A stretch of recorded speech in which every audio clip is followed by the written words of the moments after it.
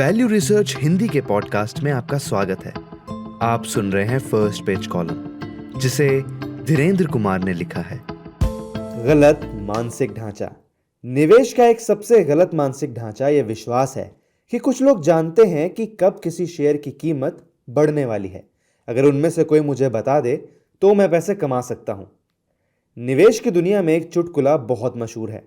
Value investing के जनक Benjamin Graham अक्सर यह कहानी अपने छात्रों को सुनाते थे और स्टॉक मार्केट के सट्टेबाजों के व्यवहार से इसकी तुलना करते थे। तो हुआ यूं कि एक तेल खोजने वाला इंसान मर जाता है और स्वर्ग चला जाता है। दरवाजे पर सेंट पीटर उसकी जीवन गाथा पढ़ते हैं और कहते हैं कि वो स्वर्ग में आने लायक है, लेकिन एक समस्या है। देखो, वहां जो भीड़ है वे सब तेल खोजने वाले लोग हैं जो तुमसे पहले यहां आ चुके हैं, और यहां काम ऐसे चलता है कि तुम तब तक अंदर नहीं जा सकते जब तक वे सब नहीं चले जाते। तो मुझे डर है कि तुम्हें बहुत लंबा इंतजार करना पड़ेगा। कोई समस्या नहीं, वो व्यक्ति जवाब देता है। मुझे पता है कि उन्हें कैसे भगाया जा सकता है। फिर वो उसी भीड़ की ओर मुड़कर चिल्लाता है, अरे सुना क्या, नर्क में तेल निकल आया है।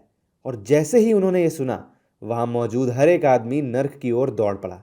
ये देखकर सेंट पीटर ने अनमने मन से कहा, ठीक है, लगता है अब तुम्हारा रास्ता साफ है, तुम स्वर्ग में प्रवेश कर सकते हो। लेकिन उस तेल खोजने वाले को भी शक होने लगा। जानते हो क्या, मैं भी उन्हीं के पीछे जाता हूं। अफवाह सही भी हो सकती है।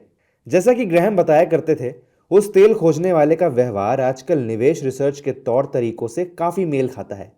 जटिल विश्लेषक कहेंगे कि उनका मानसिक ढांचा यह मानता है कि अगर बहुत सारे लोग किसी बात को सच मानते हैं तो वो सच ही होगी। किसी चीज का मानसिक ढांचा असल में हमारी वो समझ है कि वो भीतर से चीज कैसे काम करती है। एक गलत मानसिक ढांचा समस्या बन सकता है। मिसाल के तौर पर, ईमेल के शुरुआती दिनों में मेरा एक दोस्त मानता था कि अगर आप ईमेल का फॉन्ट छोटा कर दें तो संदेश का आकार छोटा हो जाएगा और उसे भेजना आसान हो जाएगा। ये एक गलत मानसिक ढांचा था, या यूं कहें कि फैक्स वाले मानसिक ढांचे को ईमेल पर लागू कर दिया गया था। मेरा मानना है कि बहुत से लोगों को शेयर बाजार में निवेश करने में जो मुश्किलें आती हैं, उसकी एक बुनियादी वजह यह है कि उनके पास इस बारे में बेहद गलत मानसिक ढांचा है कि किसी शेयर की कीमत को क्या तय करता है। शेयर बाजार कैसे काम करता है, इसके कई मानसिक ढांचे हैं, लेकिन कुछ दूसरों से ज्यादा आम है। यहां सबसे आम है, कुछ लोग जानते हैं कि कब किसी शेयर की कीमत बढ़ने वाली है। अगर उनमें से कोई मुझे बता दे तो मैं पैसे कमा सकता हूं। यह है शेयर बाजार का टिप मॉडल। यह मानसिक ढांचा कम और मानसिक ढांचे की कमी ज्यादा है। दुर्भाग्य से यह बहुत आम है। बहुत से लोग मानते हैं कि कहीं ना कहीं कोई ऐसा है जिसे पता है कि चीजें किस दिशा में जाएंगी, और सब कुछ इस बात पर निर्भर है कि किसी तरह यह राज हमें भी पता चल जाए। टिप मॉडल से थोड़ा व्यापक है ऑपरेटर मॉडल।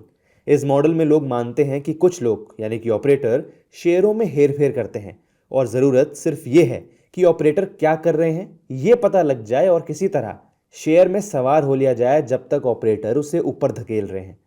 यह मॉडल हकीकत से काफी मेल खाता है।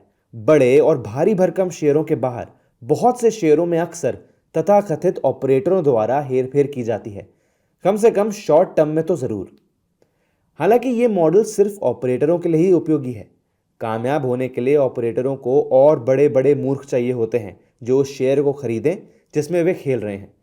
सीधी बात है, अगर आप खुद ऑपरेटर नहीं हैं तो आपके लिए यह काफी खतरे की बात है कि आप अपना पैसा ऑपरेटर को सौंप देंगे। बेशक एक और मॉडल भी है। यह इस पर आधारित है कि कंपनियां कितना कमा रही हैं और भविष्य में कितना कमाएंगी, वे कैसे प्रतिस्पर्धा करेंगी और ऐसी ही दूसरी बातें। लेकिन बाकी दो मॉडलों की तुलना में इस पर विश्वास करने वाले बहुत कम हैं। तो लगता है ये इतना महत्वपूर्ण नहीं होगा।